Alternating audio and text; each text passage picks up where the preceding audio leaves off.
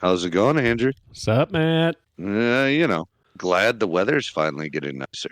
Yeah, as the spring equinox has come and passed, finally the sun is at equal portions, and so finally it feels like winter might have to give up eventually. Right. And I'm actually feeling like I'm getting some vitamin D because sun. I know. It's so nice with even though we keep having winter and then false winter, summer then false winter, like on Saturday, I sat outside and grilled. Then Sunday it was freezing, and like a couple days before we had that crazy snowstorm. Dude, Right. I took an evening walk today and was walking around after dinner, the amount of trees that had been ripped out of the ground at their roots around my town, I think I saw half a dozen. I was just like, oh, that tree got pulled square out of the ground from that big There's a lot of windstorm we got. wind. There's a lot of wind that came with that blizzard. It was pretty wicked. Well, you got to remember, a couple days before that, we had that crazy rainstorm. So rain, wind, blizzard, like the ground soggy. Right. Wind's thing, dude. That Yep. night in the blizzard, I was staring out my window in my back patio, and I have this massive sycamore tree, and I was staring at it. The wind's blowing right towards my house, and this tree is just leaning towards me, and I'm staring at it being like, you better hold, dude, you better hold, stay strong. I was so scared. I was watching, I was like, dude, this is insane. I don't want to call the insurance company. Hold on. But the thing is, I have so many trees like that are too close to my house, like that sycamore in my backyard. But then along my driveway, there's 3 silver maples. So I went out to the other window and I'm staring at those, being like, hold, everybody hold. Brothers, hold. Stick together. Trees strong together. Oh, man. It's scary, Yeah. dude. So, yeah. It's great being a homeowner, isn't it? I was so scared. I also scared to fall in my neighbor's house. But yeah, a lot of trees down. This will be our first episode finally in, I don't know, since the start of the season almost, that we're just doing a one-on-one Matt and Andrew episode. Feels I like think it's it might be been the first one all season. it Because we feels- started off with Jeff. I think we've had nothing but guests all season. Okay, hold on, I'm going to check. Jeff, then we had the Old Fashioned Masonic podcast, then we had John Pettigrew, then we had Frank McKenna, then we had one with us where we talk about finding the inner temple. Then we did one with us as well about Are We Killing the Mystery? Then the last 4 were at Cogmina, and then last one was with Jared Atkins from that other Masonic podcast.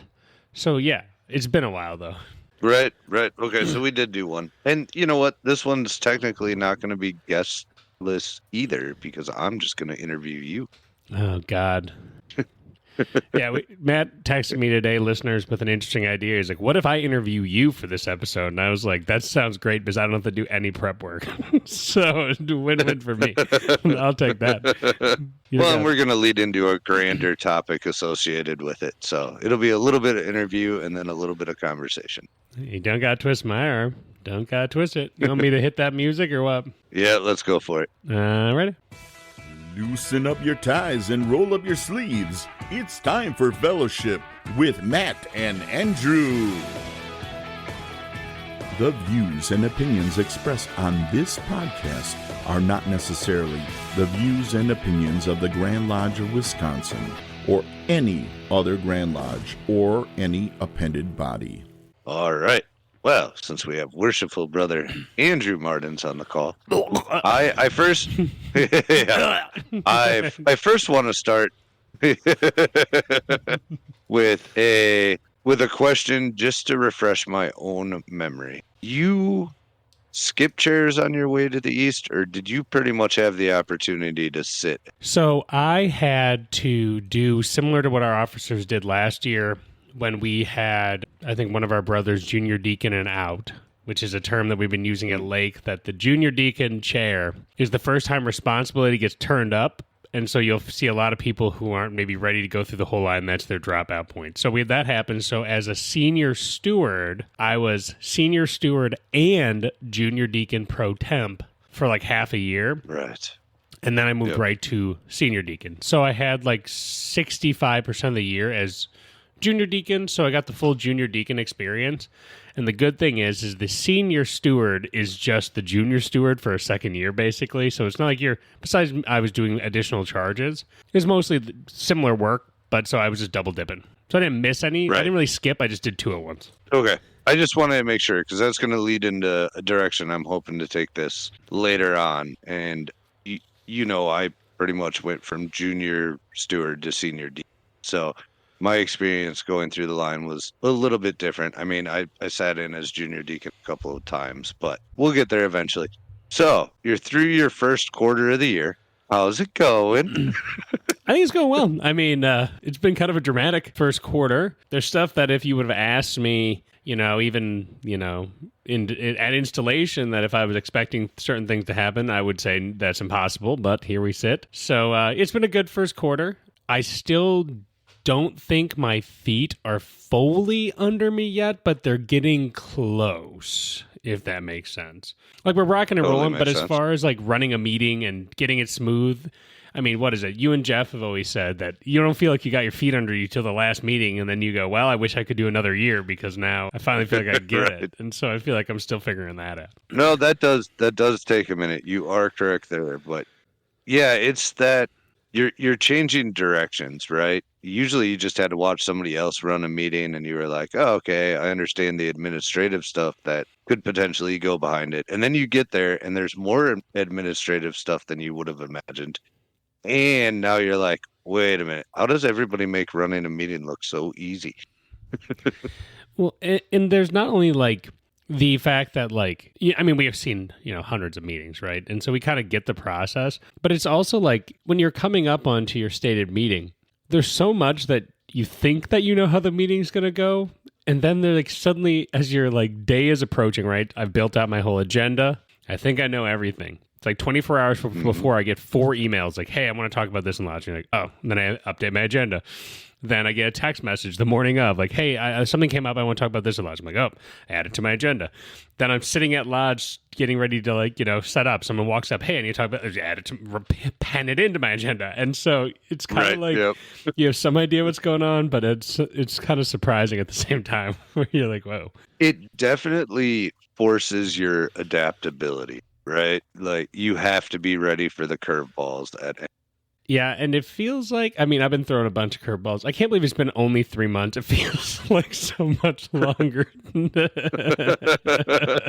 know, I sat there, I was like, dude, you've done 3 meetings. I was like, dude, I mean, okay, if you think about it, if I go, we have done, in the first 3 months of my term, since taking office, we did Breakfast with Santa, big event. We did Robert Burns. We did a Day of Light. We did 2 Degrees at Ozaki. We did a Entered Apprentice. Did we also do a fellow? We did a fellow. No, did we do a Fellowcraft too? No, just an Entered Apprentice. No. 3 stated communications. You had your all bodies meeting. All bodies meeting. Trustees stuff. All the trustees. The work stuff. Days to put in the screen. The 3-day work day to put in a screen. Yeah, it's been a lifetime in 3 months. I've aged 100 years. I know. I'm waiting for your grays to start showing up. Now, I do know that from experience. Now, my hair looks a lot like my grandfather's on my mother's side. You look at my DNA, I got a disproportionate amount from my mom. I look like my mom. Now, my grandfather on that side has similar hair to mine, and he took a long time graying out. And then he had the same style hair, but just gray and not white, like dirty gray. So I'm hoping I can fight it longer than you can. Hey, now, hey, watch it. No, that's fine. I'm enjoying the salt and pepper beard. I love it. Great. I don't think it's called salt and pepper because you don't have black hair. It's called call it an old oak tree with lichen. Okay. All right. Fine. Whatever you want to call it. Close enough to salt and pepper. Yeah. Get out of here. All right. So let's get into the meat and the potatoes. It's been a busy year. You're 3 months in. Do you feel like going through the progressive line prepared you for the year? So I think that a lot of people online will bemoan the progressive line, saying, the negatives. You just start and you automatically become a leader and all that stuff, et cetera, and it should all be like elected and all these things. There's all these takes on it, right? Now, my take on it is the progressive line is a really good system for building leaders who aren't necessarily starting as leaders. If you wanted to go to like an election system for every position, you best assume that everybody in that lodge is starting as a leader. Now, when we're talking in the Grand Lodge level, if people want to start doing elections for more positions up there, I could see kind of where that's coming from, because the assumption is these guys have already gone through some level of leadership development. I could understand it at least. I still like the progressive system, but I think that, when I talk to, past masters and mentors who've seen me through, when I started as a junior steward, and they were like, "This kid's driving me fucking nuts." That's a quote. That's the only reason I swore, because I'm quoting something somebody said. It's like reading To Kill a Mockingbird. I didn't write the book. I'm just reading it. But so they'd say, he doesn't learn to listen. He hasn't learned to follow instruction. He's too bullheaded. All he wants to do is tell me his ideas. He hasn't learned. Those positions, learning in those positions, taught me to be a better follower and a better listener and a better learner, to gather the wisdom before I start trying to turn the wrenches on things and change things everywhere. Not that it stopped me from doing that, but it stopped me from doing it so flippantly. And so on the way through then, as we go up, you get more trust, more mentorship, more building. And I think from seeing me, I was fairly active even for an officer as like a deacon. I was taking on a lot of side junk, whether that be social media, mentorship, and things like that. But with that, like, I don't think I could have been a master of a lodge if I hadn't gone through the traditional progressive line. It really gave me a lot of the skills incrementally, and it builds you up to hopefully be ready to do this nightmare. It's a super valuable experience, but yes, it can be very stressful while you're in the chair.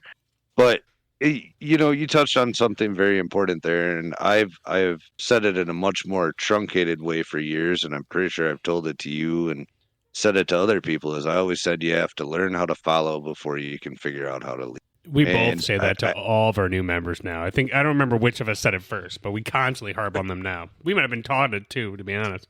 Right, that's true. We might have been, and I think that's an important lesson to understand, because in the process of following, you can see different leadership styles, and you can see what you like and what you don't, right, in others, in the way they lead. And you can, by sitting there and listening, you learn that wisdom, right? That wisdom that you reference. That's where you gain it, is in those conversations while you're following. And I think that's important, and it's important to say that you're not blindly following, right? That's, I'm not saying anybody should just blindly follow whoever's leading them, but it's important to be a good follower. And sometimes a good follower does have to be like, "Hey, I don't know if that's really the right way to do that." Yeah, I think you do bring up a good distinction too. Like, when you say blindly following, it means like recklessly following. But a good follower is somewhere in between. A good follower knows when and how to correctly challenge their superior, not just like to constantly be a pushback when your superior is just trying to get his life together and trying to get this job done, to constantly have someone being like, "That's not how I would do it," and you're like, I don't care. Like, I don't have the time for this right now. To knowing how to actually have those conversations that are productive, and the where and when is what makes a good follower, right? Too many people will be like, "I'm a shit follower because I should be the leader because I'm a good leader." But I think that if you don't learn how to follow instructions well, you don't develop enough empathy to know how you like to receive instructions, to develop your skills as a leader, to know how to effectively motivate your boys without just throwing your authority down their throat. How to actually be a leader, not someone who's like, "Well, I got this chain around my neck, so you best do what I say because I said so," but actually to know how to lead effectively and to lead without authority, but with, relationships. I think that's a huge part of that.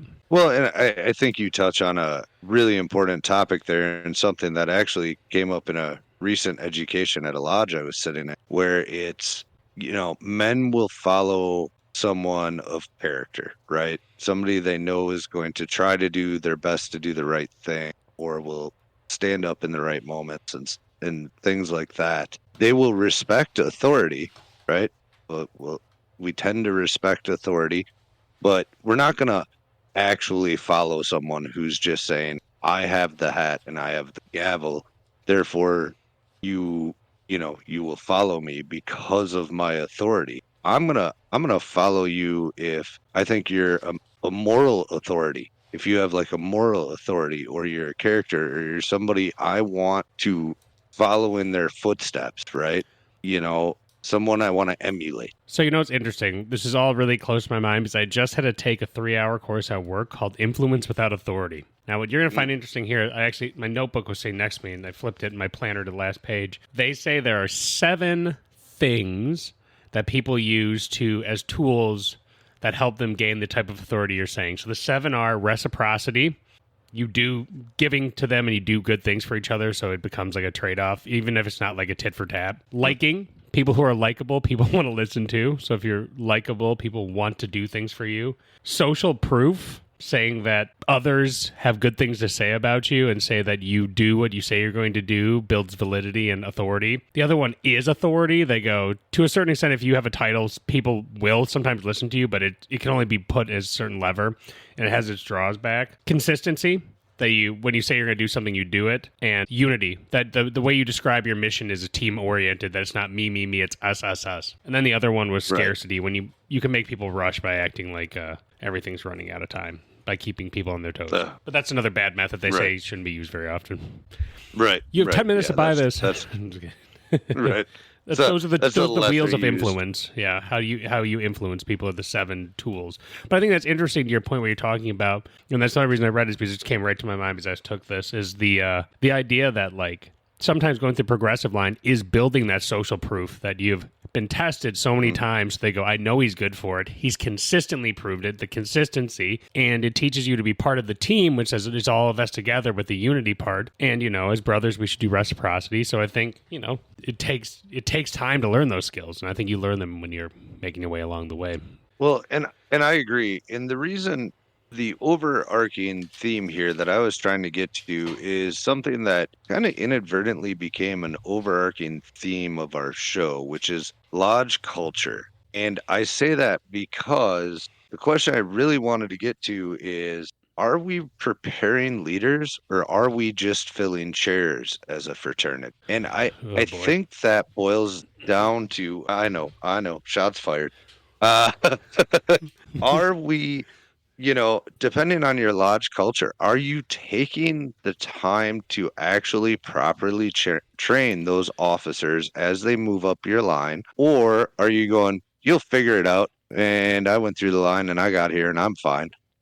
Are you taking the time to train your replacement? I mean, and that's a big thing that we've been talking about at Lake for the last 2 to 3 years. Training your replacement, building SOPs. We've talked about it on the podcast in various ways, right? But I mean, there's the challenge in it is there's these 2 types of Masons you'll talk to. Some will say, like, we're not a leadership school. Stop training like a leadership school, because none of us are actually professional leadership teachers who are able to instruct on this. To that, I would say strongly I disagree. That if I've ever had to sit in a room with another quote unquote leadership coach to try to inspirationally explain something to me, it doesn't work. I think that a lot of leadership is learned in motion through doing, and those brothers who have done have learned wisdom to pass down. So even though we're not a quote unquote leadership school, I think we do train leaders by necessity to do the work that a lodge needs to do. So we might not be a leadership school, but we do build leaders as one of our outcomes of what we do. And I think as a lodge culture, especially within your officers' lines culture, training your replacement is essential. Well, I think just some of the working tools that we go through, even without going through a line at a Masonic lodge, helps teach you some leadership skills, or at least give you those abilities between, public speaking, which is also a secondary skill, but like, the common gavel and breaking off the rough corners of your ashlar, right? Of your rough ashlar, and trying to improve yourself is naturally going to put you in a position where you are going to have that moral authority, or that character building that people will want to engage with. Well, and doing time management, and a lot of the stuff are skills that just anyone requires to adequately utilize their will for whatever they would like to do. And one of those things that requires the same crossover is going to be leadership, for certain. Right. You know what I mean? For sure. But on the other hand, if you just stick a guy in a chair because he's a warm body and you don't help him get there, are you benefiting the craft or your lodge by doing that? And I think that's something that we have to start to take to heart more in training the future generations on how to effectively do this so that the fraternity can continue to be comprised of good leaders. I think one of the big elephants in the room with this is the fact that a lodge would never just be trying to search for a warm body if they had a pool of Masons who they could pull from, right? So if you look at the old craft back in the boom of the height of the World War II, when they would have men waiting in line hoping that they could become an officer someday, when you're looking at something like that, I think exactly what you're talking about is of utmost importance. Selecting the people that you think have the ability to make good leaders better, right? And to cultivate that skill set. And, you know, in our lodge, we've been graced with having somewhat of a backlog that we can actually make some of those decisions. But in certain lodges, if they do just need somebody to take an opportunity, so they're more likely to gamble and say, we're going to gamble on it and hope we can turn this over. That doesn't take away from your point that they should take it really seriously when they put a hot body in, that they're not certain what their credentials are and the more mentorship they need and the importance of really mentoring those people. But I'm just saying that I think that's part of the challenge. Well, no, I would agree that that's part of the challenge, and I'm not discounting that challenge. I'm actually trying to lay the challenge on the people that are higher up in the officer line to take the onus upon themselves to make sure the younger guys are going to succeed. Absolutely. Right? One of my goals was and always has been, I want the person that comes after me to do better than I did.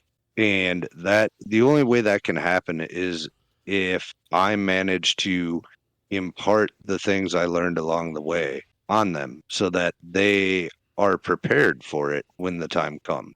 And I think a lot of, you know, the past masters that have come before me have been pretty good at giving those lessons earlier than later. So, like, I'm not hearing everything when I'm senior warden being like, you know, you need to do this, you need to do that, you need to do this, you need to do that. And you're like, oh my God, I'm overwhelmed. I've been getting various snippets since I joined the line where they're like, you know, Andrew, this is the challenge. And like the wisdom has been imparted early and often, which I think is really important to mentorship. It's like when you were sitting in the East and you started saying, hey, we need to include the wardens on emails so they can see what's going on earlier, so they can start to get a vibe on what things are going to happen. I think those types of tiny glimpses of wisdom along the way help people get ready over the long run. Right. I would agree. And I think the other important thing that a lot of people are scared to do is it is important to talk about what didn't go right. It's important to talk about your failures, right? Those are learning opportunities. So rather than trying to forget about it and bury it in a back corner and be like, I'm not going to talk about that ever again because that made me not happy during my year because I sucked at it. No, talk about it. Because there is a nugget of wisdom in there for whoever's coming next. What would you say your biggest failures were? Ooh, I don't want to get into that. I turned it on you.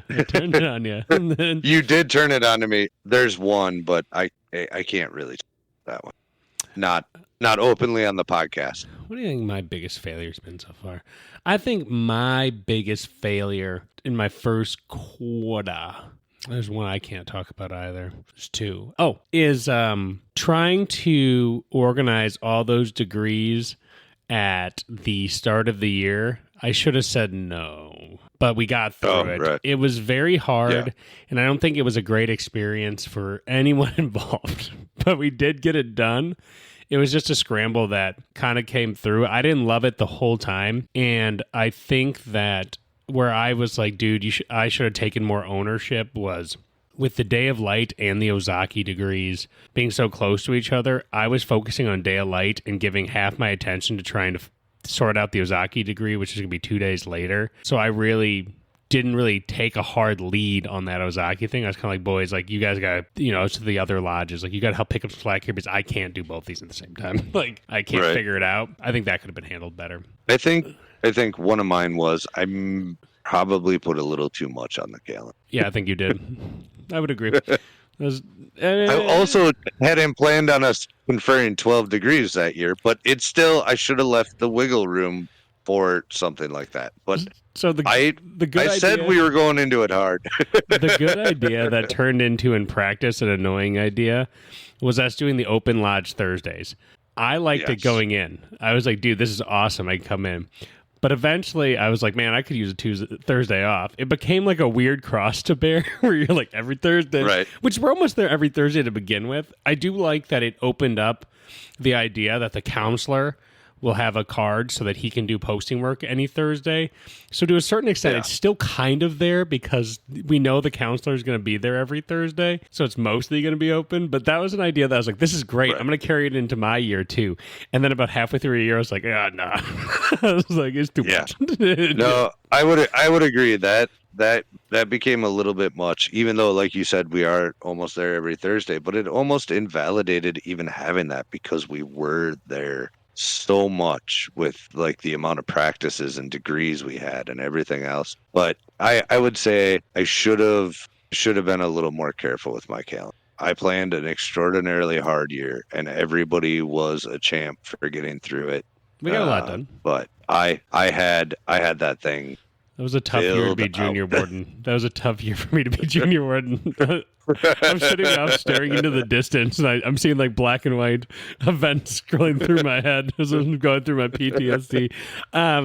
No, and I think too, like with that Thursday thing, I learned in that run too to say, if you can give the boys a Thursday off, give the boys a Thursday off because we are there so much. To be like, oh, free Thursday, let them have it. If you want to be like, just give them a day off because we are hustling and bustling all the time. The other thing that I feel like I'm failing at is an interesting one. So going into these, I don't know if you had this experience. I was like, there's going to be so many things that I want to do, all these ideas. And then as I started to approach closer to it, I started looking at them and go, is this actually what the lodge needs? Or am I just trying to create something for the sake of saying I did something, that I left my mark somewhere? So a lot of these ideas that I had written down over, you told me many years ago, start writing your ideas down now. As I got closer, I started slashing them off my list, being like, I don't know if that's what we need. And I don't think this is actually like, now that I know the lodge's culture a little better, I don't know if we need this. So I ended up slashing like 90% of all my ideas besides the Adopt a River, which I have training tomorrow on, and a couple of other small things. The other thing is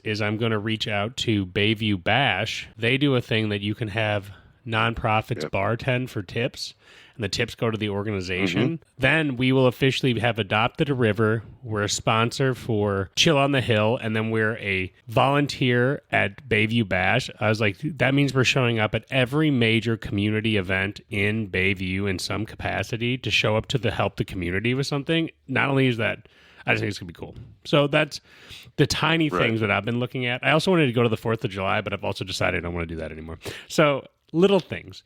But I think that with a lodge like ours, who have such a good foundation, I don't think I need to necessarily add a million things. I need to tweak a lot of things and continue to try to improve them, like we've always talked about, to keep moving them, try to always elevate, right? But I don't need to feel the need to put my name on everything to say, I built this, I did that, to create all these new ideas. I mostly just want to improve on what we already have going for us. Right. No, and I would agree, but I bet you're glad I bet you're still glad you had that list. Oh no, the list is great because some of those ideas helped you. You said like no idea is a bad idea, but it can help you inform what you actually care about. Oh God, hold on. So I found my list. Worshipful Master ideas. 1, Past Masters Club. That is something that's underway, so that's good. 2, Trip to 3 Pillars. Pass. 3, Widow's Gift Basket. I forgot about that one. Still interested in that. 4, do the ancient charge of the Worshipful Master. I already did that once. I need to memorize that. Hold on, I need to write that down. I did it once, though. Hold on. 5, remind people of Burns' dinner earlier. 6, dim lights during degrees. I did that as well.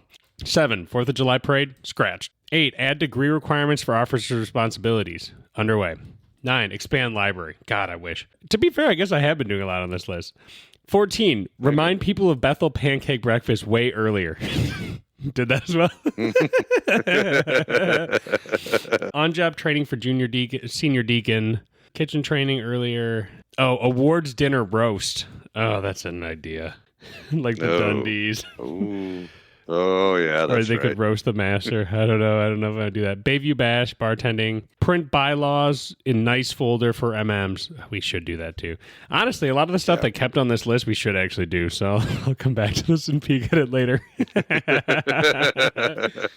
As now we I'm went writing a little off the rails. now I'm writing notes in my notebook next to me, be like, oh, I did have all these notes in my Google Drive. I guess I'll write them on this paper just so I believe I'm going to do something. Dude, I have no clue how many different places I have notes about various things at this point. There's like 4 notebooks in circulation at least, notes on my phone, the Google Drive. There is just ideas that have probably been lost to the ether.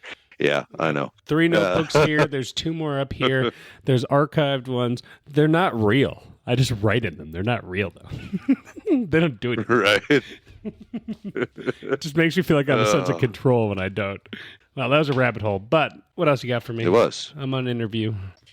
I feel like I wanted to primarily focus on how you've been feeling this year in the East went, and whether or not you felt like going through the chairs prepared you for the line or for the East as a way to get us into that other topic, which I knew was going to be a rabbit hole and maybe a shots fired type scenario. But I think it was something important to talk about because I sometimes get concerned about the leadership level that we're trying to produce, and seeing guys repeatedly go through chairs and the lodge not progressing. And I think that's something important to note, that we need to be focusing on training these younger officers to be ready to do it when the time comes. Well, I mean, and to a certain extent, talking about the various crowds that have the Freemasonry's not a leadership school, Freemasonry's not a leadership school. The thing is, Freemasonry has a leadership problem, though, too.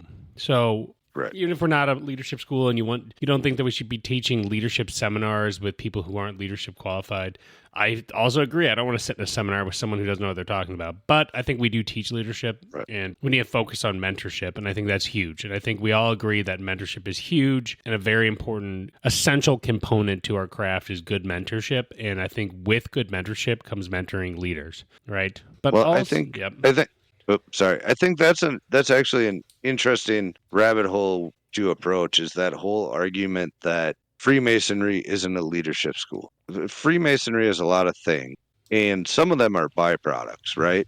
Freemasonry isn't a public speaking school either, but my public speaking skills have improved 100-fold since becoming a Mason.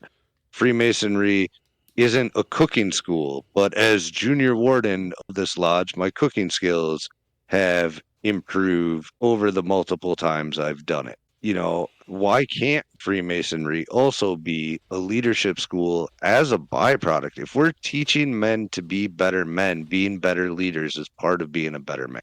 So I don't want to hear an argument saying Freemasonry isn't a leadership school. On its face, no, it's not. Can it be a byproduct of the lessons taught in Freemasonry and what we do inside a lodge? Yes. My issue is a lot of that group that kind of comes out of is the Freemasonry is a mystery school. We're not a leadership school. We teach the divine things of the heart, which I agree with. But it's also not. I think that we have a hard time when everyone tries to put Freemasonry in a box. Even though I guess you could say turn it into a cube. Am I right? But perfect answer. But so thing is, I think everyone...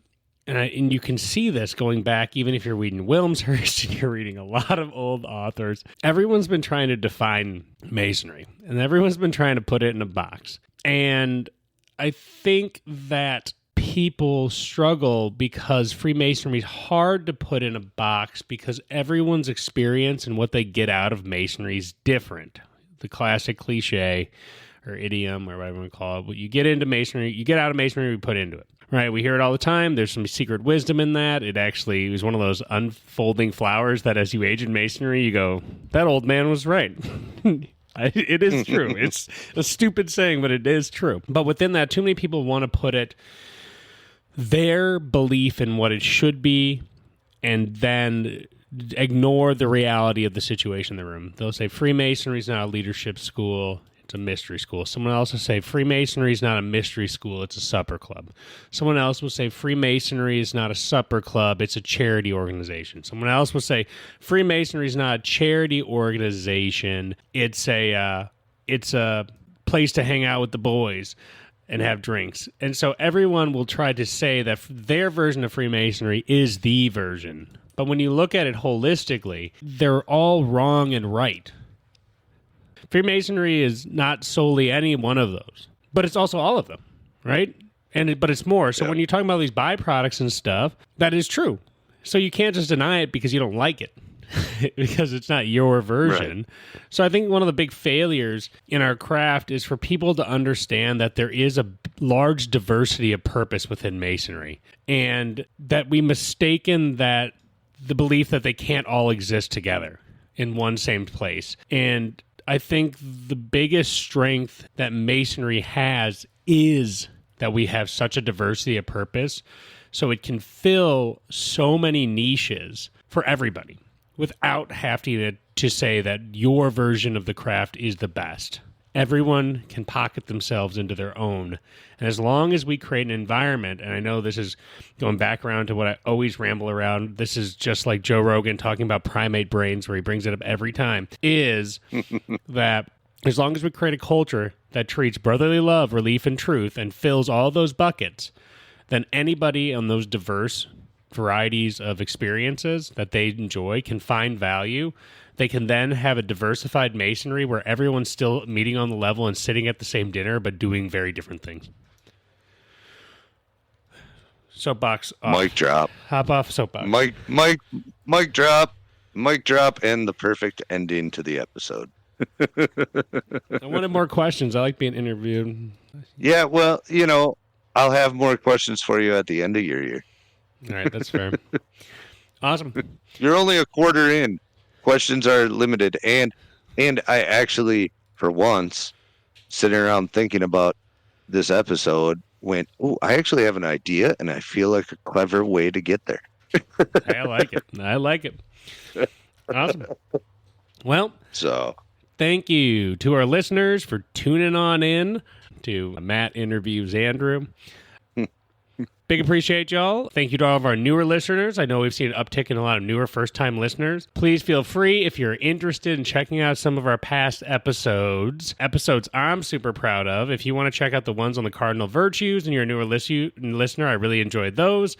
Matt, do you have any episodes that stick out in your mind that you'd recommend to a newer listener who wants to go back in time? The ones on the charges. Yeah, charges those were good. also awesome. There's so many more good ones, but those are some fun ones if you want to check out the ones of us in the past. Other than that, please get the word out. Share us on social media. Let brothers know, especially newer brothers you're trying to get into the craft that just want to hear about Masonry more. Let them know we exist, and so that we can share in fellowship with them as well.